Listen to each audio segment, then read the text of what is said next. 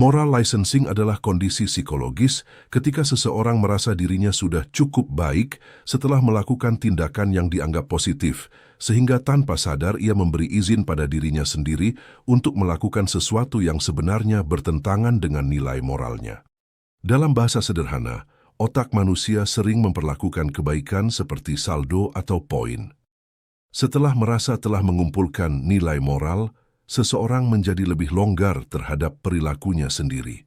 Otaknya menerima semacam konfirmasi identitas. Otak mulai mengurangi rasa bersalah, menurunkan kewaspadaan moral, dan menciptakan pembenaran internal agar perilaku buruk terasa tidak terlalu buruk. Ada juga hubungan kuat antara moral licensing dan ego. Setelah melakukan hal baik, ego manusia sering membesar secara halus dan dapat menciptakan rasa superioritas tersembunyi. Ketika rasa superioritas ini muncul, seseorang mulai merasa lebih berhak untuk mengontrol, menekan, memanipulasi, atau membenarkan tindakannya terhadap orang lain.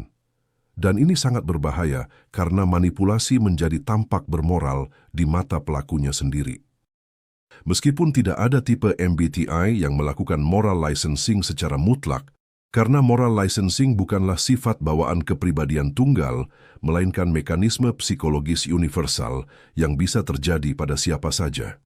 Namun, jika dianalisis dari pola cara berpikir, kebutuhan identitas, pengelolaan citra diri, dan kecenderungan pembenaran internal, memang ada beberapa tipe yang secara teoritis memiliki potensi lebih besar untuk jatuh ke pola moral licensing tertentu.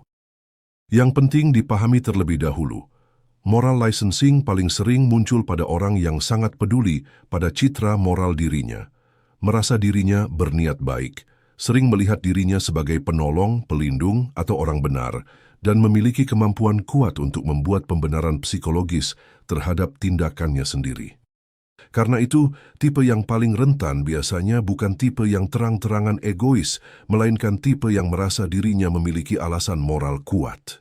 Dan dari seluruh tipe kepribadian MBTI, tipe yang secara teoritis paling berpotensi mengalami moral licensing adalah tipe kepribadian INFJ. Bukan karena INFJ jahat, tetapi karena struktur psikologinya memiliki kombinasi yang sangat cocok untuk memunculkan pembenaran moral internal. Tipe kepribadian INFJ biasanya sangat percaya pada nilai, merasa tindakannya memiliki tujuan baik, memiliki identitas moral yang kuat, dan sering merasa memahami kebenaran emosional lebih dalam dibanding orang lain. Masalahnya muncul ketika keyakinan terhadap niat baik itu menjadi terlalu kuat. Ketika INFJ merasa dirinya sudah berkorban, membantu, memahami, atau menyelamatkan orang lain, mereka bisa mulai merasa tindakannya otomatis benar karena berasal dari niat yang dianggap mulia. Akibatnya, manipulasi dapat dibenarkan secara internal sebagai demi kebaikan, demi pertumbuhan orang lain, demi melindungi, demi hasil jangka panjang, atau karena aku lebih memahami situasinya. Tipe kepribadian ini sangat jarang melihat dirinya manipulatif ketika melakukan manipulasi. Mereka lebih sering melihat dirinya sebagai orang yang sedang mengarahkan, membimbing, atau mengoreksi keadaan. Inilah bentuk moral licensing yang sangat halus dan sulit disadari. Yang membuatnya lebih kompleks adalah INFJ memiliki kemampuan refleksi diri tinggi, tetapi refleksi itu kadang tidak sepenuhnya objektif. Mereka sering terlalu fokus pada niat dibanding dampak nyata dari perilakunya.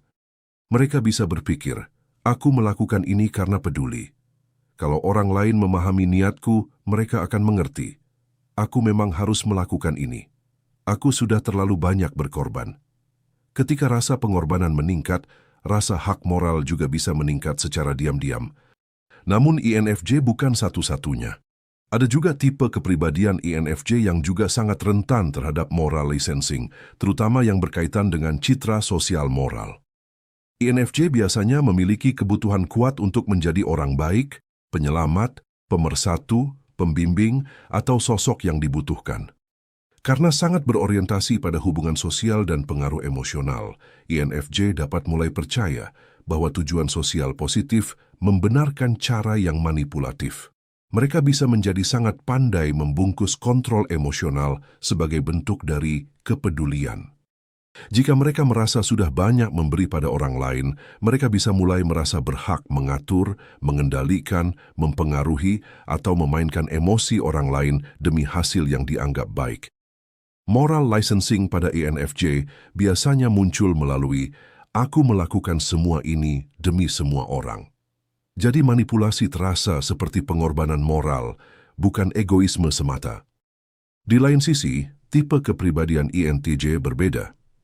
Moral licensing pada INTJ biasanya tidak berasal dari emosi moral, melainkan dari rasa kompetensi dan keyakinan intelektual. INTJ dapat merasa visinya benar, strateginya paling efektif, dan tujuannya lebih penting daripada proses emosional. Jika INTJ merasa dirinya bekerja demi hasil besar atau tujuan logis yang benar, mereka bisa mulai membenarkan tindakan manipulatif sebagai efisiensi. Mereka dapat berpikir, yang penting hasil akhirnya. Orang lain tidak melihat gambaran besarnya. Aku tahu apa yang terbaik. Karena INTJ sering merasa sudah melakukan banyak usaha intelektual dan pengorbanan mental, mereka bisa memberi izin pada diri sendiri untuk bersikap dingin, manipulatif, atau terlalu mengontrol. Moral licensing pada INTJ biasanya berbentuk, aku sudah memikirkan semuanya lebih matang daripada orang lain. Ada juga tipe kepribadian ENTJ yang juga sangat rentan, terutama dalam bentuk moral licensing berbasis pencapaian dan superioritas. Ketika ENTJ merasa dirinya produktif, bertanggung jawab, sukses, bekerja keras, atau membawa hasil besar, mereka bisa mulai merasa memiliki hak psikologis untuk mengendalikan orang lain, mengabaikan emosi, memanipulasi strategi sosial, atau bersikap keras secara berlebihan. Karena INTJ sering melihat dirinya sebagai penggerak utama, mereka bisa merasa kontribusi besarnya membenarkan perilaku yang lebih agresif atau manipulatif. Pada INTJ, moral licensing sering berbentuk, aku sudah melakukan lebih banyak daripada semua orang. Tipe-tipe kepribadian yang biasanya relatif lebih kecil, kemungkinan mengalami moral licensing berat adalah tipe yang tidak terlalu membangun identitas moral besar, lebih realistis terhadap kelemahan dirinya sendiri, atau tidak terlalu membutuhkan citra aku orang baik. Contohnya tipe kepribadian ISTP dan ISTP. Bukan karena mereka lebih bermoral, tetapi karena mereka cenderung tidak terlalu menyimpan saldo moral psikologis. Mereka lebih sering langsung terhadap motif dirinya sendiri dan tidak terlalu membungkus tindakan dengan identitas moral besar. Semakin seseorang merasa dirinya sangat baik, sangat benar, sangat berkorban, atau sangat memahami moralitas, maka semakin besar juga potensi munculnya moral licensing jika kesadaran dirinya tidak benar-benar objektif. Karena bahaya terbesar moral licensing bukan terletak pada orang yang sadar dirinya egois, melainkan pada orang yang sangat yakin bahwa dirinya baik. Secara psikologis, otak manusia sangat menyukai keseimbangan emosional. Menjadi baik terus-menerus membutuhkan energi mental yang besar karena seseorang harus terus mengendalikan dorongan ego, kepentingan pribadi, kemarahan, iri hati, keinginan mengontrol, dan dorongan manipulatif. Setelah melakukan sesuatu yang dianggap sangat positif, otak merasa telah membayar kewajiban moralnya. Akibatnya, dorongan ego yang sebelumnya ditekan mulai dilepaskan kembali. Fenomena ini memperlihatkan bahwa manusia tidak selalu bertindak berdasarkan prinsip yang stabil. Moralitas tidak bekerja seperti saklar, yang kalau seseorang baik, maka ia akan terus baik. Moralitas manusia lebih sering bekerja seperti sistem keseimbangan psikologis. Otak manusia tidak menilai moralitas secara objektif. Otak lebih sering menilai moralitas secara relatif dan emosional. Karena itu, moral licensing sebenarnya berkaitan erat dengan kelelahan pengendalian diri. Semakin seseorang merasa dirinya telah berkorban atau melakukan kebaikan yang besar, semakin besar kemungkinan muncul perasaan pembenaran di alam bawah sadar.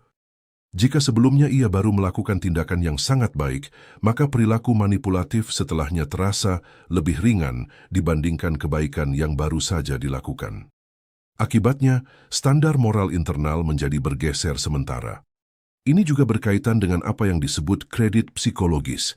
Setelah seseorang merasa memiliki reputasi baik di mata dirinya sendiri, ia merasa memiliki ruang untuk melakukan penyimpangan kecil tanpa merasa identitas moralnya runtuh. Otak memperlakukan reputasi moral seperti tabungan emosional yang bisa dipakai sewaktu-waktu. Masalahnya, manipulasi sering muncul bukan sebagai tindakan jahat yang terasa besar, tetapi sebagai sesuatu yang tampak masuk akal.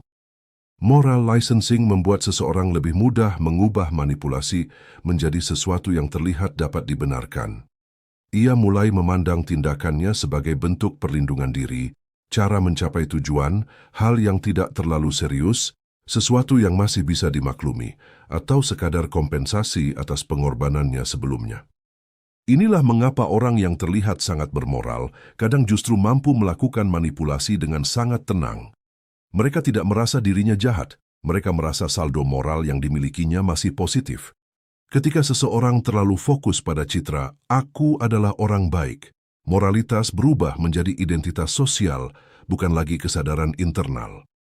Akibatnya, selama citra dirinya masih terasa aman, ia dapat melakukan perilaku yang sebenarnya bertentangan dengan nilai moral tanpa mengalami konflik batin yang besar. Semakin besar kebutuhan seseorang untuk merasa dirinya baik, semakin besar kemungkinan ia menggunakan kebaikan sebagai alat untuk menenangkan rasa bersalah di masa depan. Fenomena ini juga menjelaskan mengapa banyak orang mampu melakukan tindakan yang kontradiktif tanpa merasa munafik. Manusia memiliki kemampuan luar biasa untuk memisahkan perilaku buruk dari identitas dirinya. Selama ia masih percaya dirinya adalah orang baik secara keseluruhan, ia dapat menganggap tindakan manipulatif hanya sebagai pengecualian kecil. Otak manusia sangat ahli menciptakan narasi untuk melindungi harga diri. Bahkan ketika seseorang jelas melakukan manipulasi, pikirannya dapat mengubah cerita itu secara internal, dan semua itu berfungsi untuk menjaga citra dirinya agar tetap terlihat bersih di dalam pikirannya sendiri. Yang menarik, moral licensing sering lebih kuat pada orang yang sadar moral dibanding orang yang benar-benar tidak peduli moral. Alasannya sederhana. Orang yang sangat peduli pada citra moral memiliki saldo psikologis yang lebih besar untuk dipakai sebagai pembenaran. Fenomena ini menunjukkan moralitas manusia sering tidak konsisten karena otak lebih fokus menjaga kenyamanan identitas dibanding menjaga konsistensi dari prinsip itu sendiri.